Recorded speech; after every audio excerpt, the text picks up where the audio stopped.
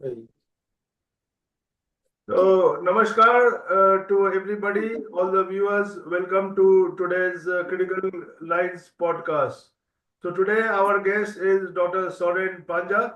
Dr. Souren Panja is head and consultant, Department of Medicine and Critical Care Services at NHRTIICS Hospital, Calcutta and North Eastern Zone, India. He is faculty and examiner for National Board of Examination and Indian College of Critical Care Medicine. He served as the chairman of ISCCM Calcutta branch and is also served as national executive body member for ISCCM.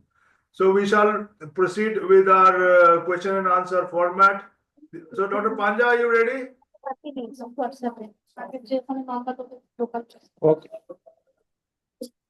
Dr. Panja, are you ready? Okay.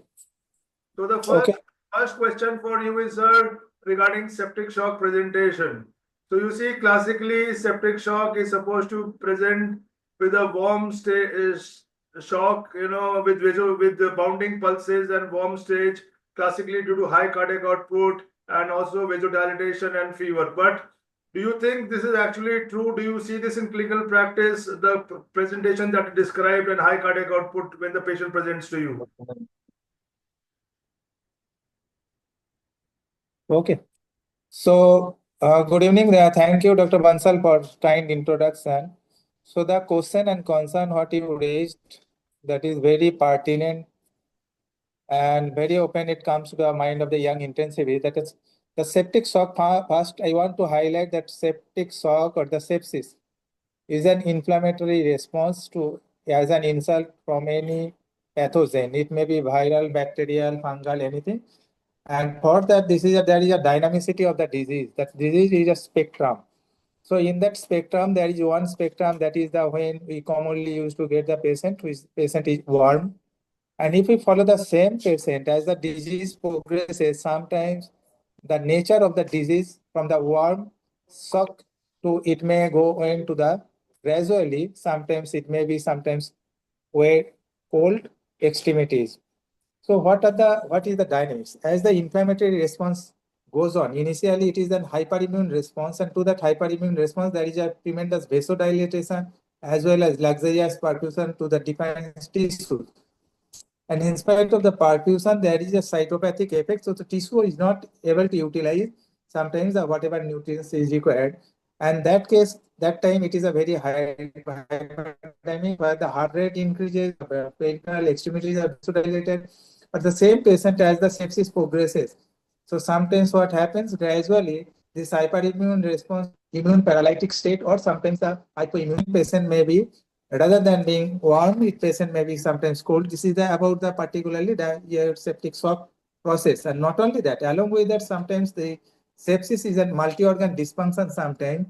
And as part of the multi-organ dysfunction, it may also affect the cardiac system. By the heart may get involved directly because of the sepsis. It may be a stress cardiomyopathy where the ejection fraction reduces. Or sometimes patient might already have some comorbid condition, like patient might have an ischemic cardiomyopathy or a patient with a low ejection fraction. This subset of patient where the comorbidities is a cardiac comorbidity, sometimes this type of patient might be also cold. And if patient is already because of the sepsis, there is septic cardiomyopathy, then the ejection fraction also reduced. Sometimes this patient may also go into relatively, rather than being warm, this patient may be a relatively cold. So that time it may be a cold shock. And in that, one thing is very important, that is the which one subset is better. So obviously the warm subset is better in terms of there is more immune response, and cold response or the cold shock is relatively, the prognosis is relatively worse. And sometimes in the cold shock, there is a sometimes mottling of the extremities also. And in sometimes we used to say that if there is a mottling in the extremities, this means basically it is an prognostically it is bad subset. So, sir, then is it correct to say that not only in the late stages we get the cold shock, but even in the early stages, patient may present with the cold shock? Yeah, you are absolutely right. So one is the spectrum of the disease, and not only the spectrum, sometimes even in the beginning of the septic shock patient, may also, rather than being warm, may be a cold patient. Okay, cold extremities with the cold shock stage. Right, sir. So that was about the presentation of septic shock. It should be clear that it can have different kinds of presentations, and sir has explained. Now, moving on to the second question about oxygen delivery, oxygen consumption. So, sir, oxygen delivery in sepsis depends upon cardiac output, hemoglobin, and saturation. And of course, the consumption depends upon the extraction by the tissues, which also depends on the microcirculatory changes. So you may have normal or increased delivery to the tissues, however, or decreased delivery to the tissues. So oxygen is then consumed by the cells, which should be increased as in septic shock, is a catabolic state. However, all this is reflected by the venous saturation, and venous saturation is something we like to keep around 70%. But 70% is actually normal venous saturation. So my question to you, sir, what exactly happens to the oxygen consumption in the cells and the body in sepsis, as it is a catabolic state, and how does this align with the venous saturation of 70%? Okay. So if already we have discussed one that I was also discussing about the warm, cold, all these subsides. So warm means basically a sepsis patient, very often they are basically, there is a vasodilated state, as well as because of the vasodilated state, there is hyperdynamic circulation. So oxygen is going into the tissues, and that oxygen, after getting part of that oxygen, may get utilized or extracted at the tissue level. And then the remaining oxygen, okay, that blood, the venous blood may come from the tissue, will be the S CVO2, that's what we are measuring. So what happens if the oxygen is going? So it is not a absolute phenomena.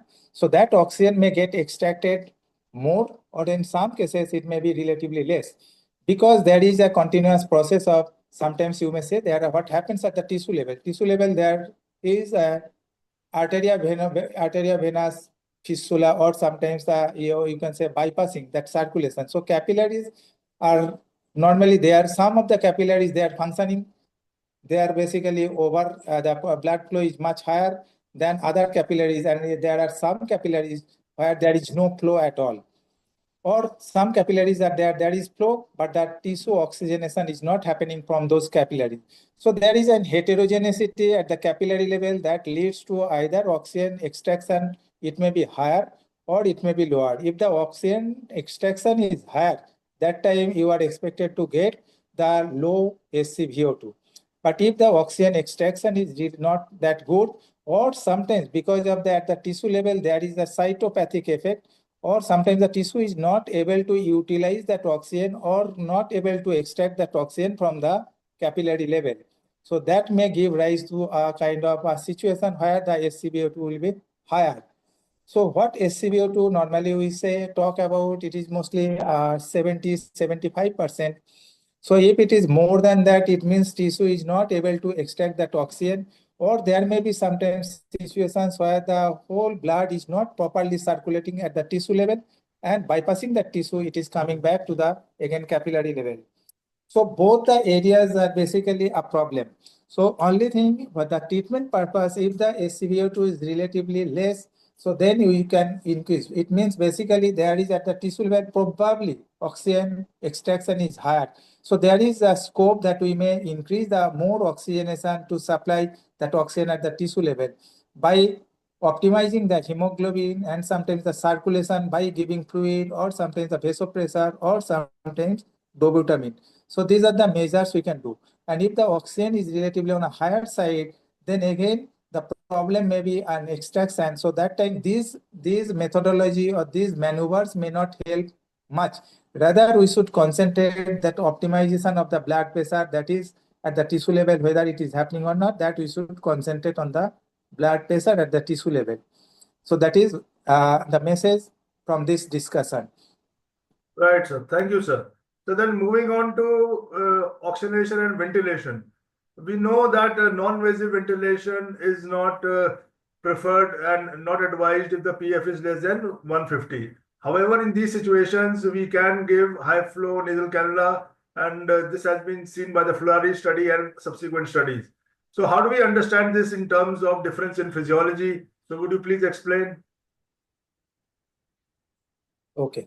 Actually, this is relatively, I can say, a bit difficult, controversial topic, and difficult because sometimes our understanding, whatever there are different type of the animal modeling is there.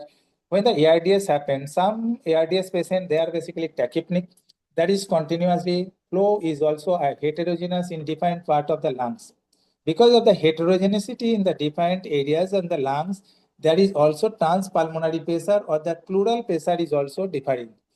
So because of that difference in the transpulmonary or pleural pressure, that becomes more and more augmented when we apply the NIV. Because NIV actually, when the patient initiate breathing, so NIV gives a more flow. Ultimately, there are areas in the lung where there will be overinflated and some areas may be underinflated. So that overinflation, underinflation repetitively, if it happens, that actually induce a peace silly or the spontaneous silly. Okay, so self-inflicted lung injury. So that is the concern with the NIV. But if we go with the other phenomena, with the HFNO, what happens? HFNO is a continuous flow in the ventilatory system by the machine. So there is flow approximately 40 to 60 liter per minute that is happening with a temperature that is maintained in the HFNO.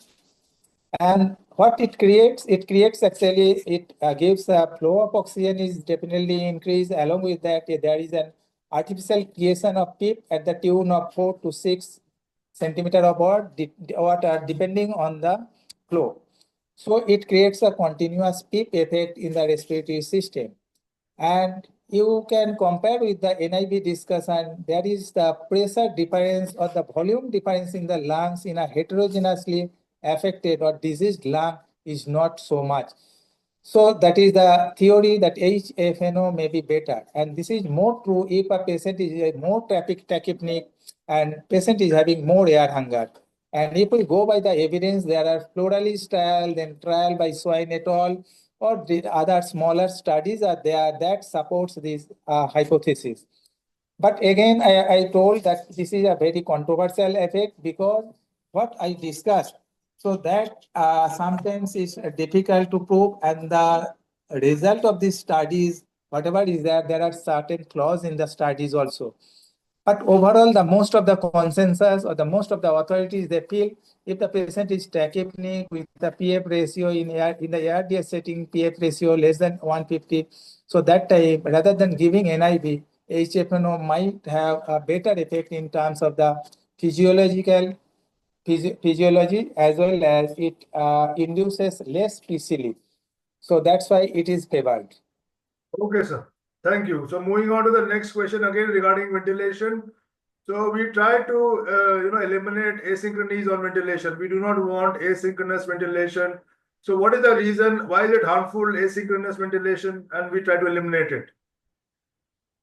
Again, if the patient is asynchronous, is harmful to the patient because what discussion I was discussing right now. So asynchronous means there is obviously a difference in the pressure, volume, as well as there is sometimes fighting between the ventilator and patient.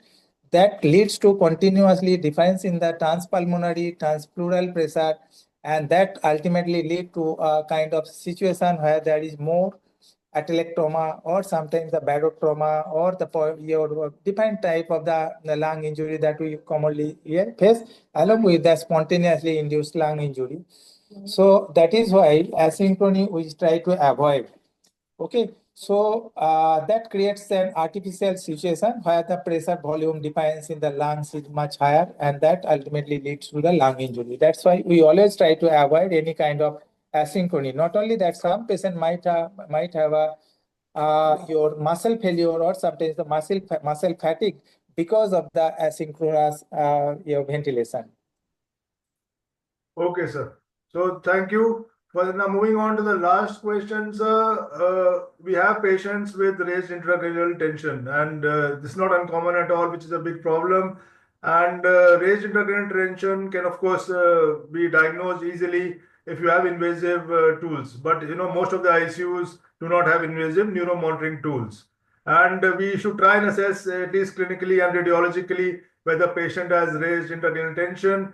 Clinical signs such as unilateral pupillary dilatation or constellation of hemiparesis, etc., are there, but they are not diagnostic. Similarly, radiological signs like midline shift as judged by septum pellucidum or effacement of the basal cisterns are there, but again, they are suggestive, not diagnostic.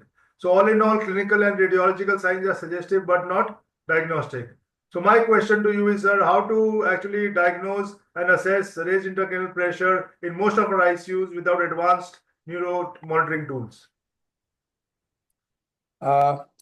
Regarding the raised intracranial pressure, as we know that sometimes the defined type of the neuroimaging monitoring or neuro monitoring may not be available. That is, even in the tertiary quaternary center, it may not be available. And that is true because most of the advanced tools may not be foolproof. So that's why first thing is you have to suspect that suspicion should come from the good clinical eyes. So good clinical eyes, the clinically, if we see a patient with a raised ICP, you know, the very common triad of the patient will have hypertension, then there will be a bradycardia, then the respiratory pattern, that may be a change in the respiratory pattern.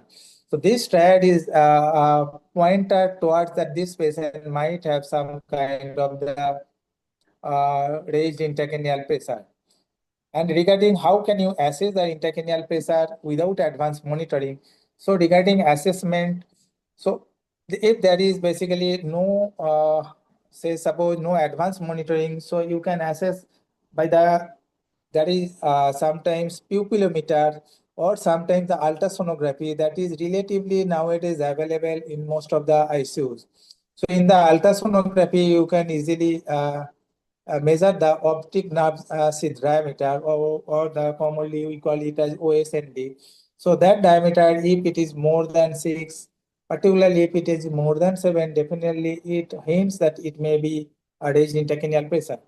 Or sometimes if there is an asymmetry in the pupillary reaction, because the pupillary reaction right now, pupillometer is available where you can throw some light in the air. If it is available, not a very costly machine, so that can be attached and it will give some total number.